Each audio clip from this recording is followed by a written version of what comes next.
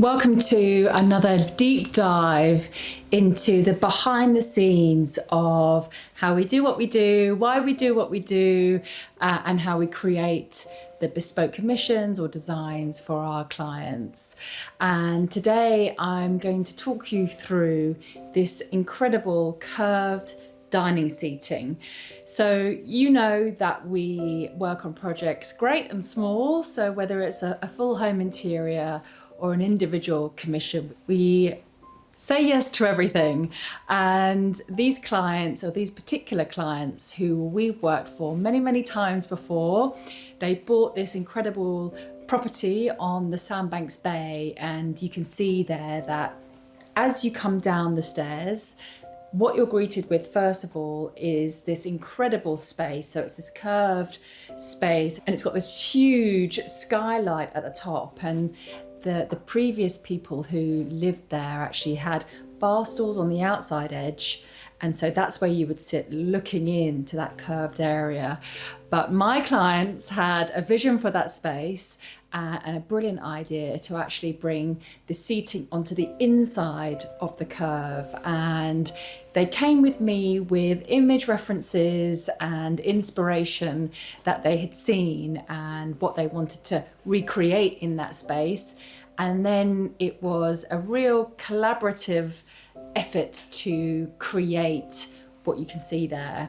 Collaborative in the sense that our very talented clients, he's actually a developer, and together we designed basically the construction of the framework for the seating. He went away and made that.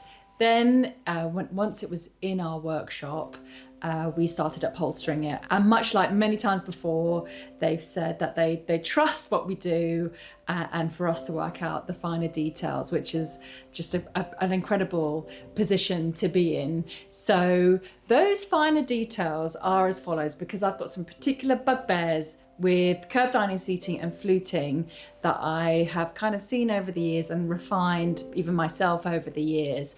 First of all, on a fluted back like this, which is curved, when that seat meets that back, which is curved, often you'd get what's called mouse holes. So these big gaps, and it casts a shadow, and to me it kind of just looks quite untidy. So what you can see there is when we foamed up each individual panel, and I'll get to why there are individual panels in a mo, we actually sculpted the foam so that that bottom section went from a beautiful curve down to a flatter section, so that once we had covered it and that seat base was up against it, it was as flat as possible. And those mouse holes were kind of tiny holes, so much smaller than what they could have been if we hadn't done that.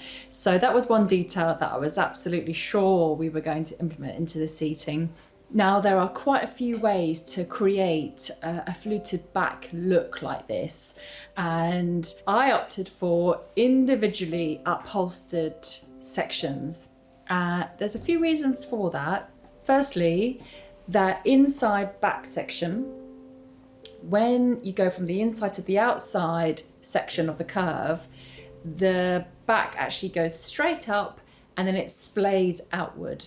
And I knew I could only achieve a perfect finish if each one of those panels was individually upholstered and fitted to the frame. And we actually shaped that top section as we went. That's how I knew that it was going to be as perfect and as ruche and wrinkle-free as possible. The other bugbear is the open-ended section, and I wanted to make sure that this was absolutely as slick as possible. I don't like to see it where the seat base sits underneath a backrest. I don't like how that looks. I kind of feel like it's untidy. Granted, there are some scenarios where that is needed. There are ways that you can mitigate those lines, or that many kind of visible lines. In this case, my team and I came up with a way that we could create a whole end cap. So that final flute was attached to a side section, and that side section came down and created the bottom section, the bit underneath the seat base. And we created this kind of cap almost that we upholstered, and then we fitted it on either side, the very last panel to go on. And I am absolutely thrilled with how neat and tidy it looks.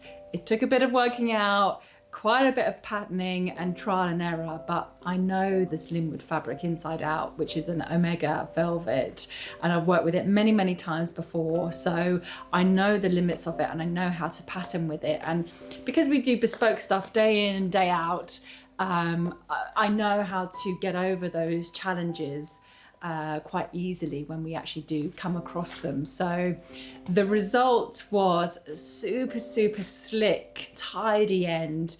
The seat base sat lovely and tight to the bottom section of that backrest, which was much flatter than if we took the curve of the flute all the way down.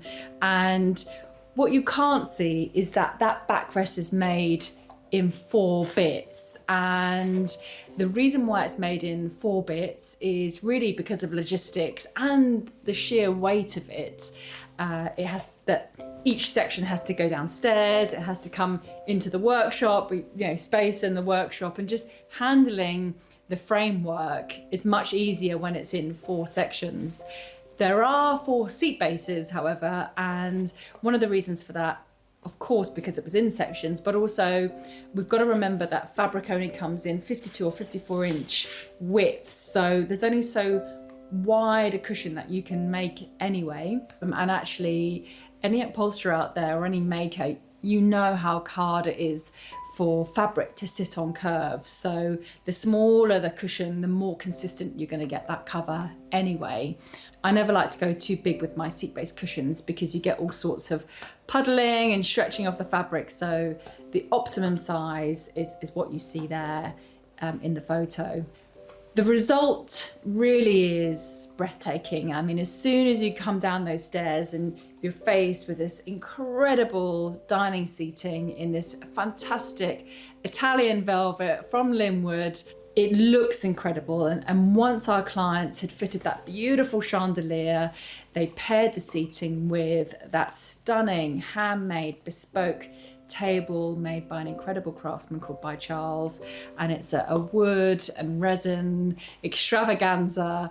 And for those of you who are colour aficionados, you know that blue and orange are complementary colours, so they go very, very well together. The whole thing itself was just such a joy to work on, and it's those kind of details that keep me up at night, that I mull over and refine. So each day that we were coming back into the workshop, we might redo something or change a pattern or refine something just to make it that little bit better each time.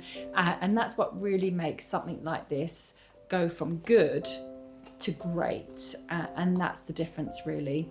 I'm obsessed with detail, so we love working on these projects where there really is nowhere to hide. Everything's scrutinized, every detail is on show. We can't get away with anything, and that's kind of just how we like it.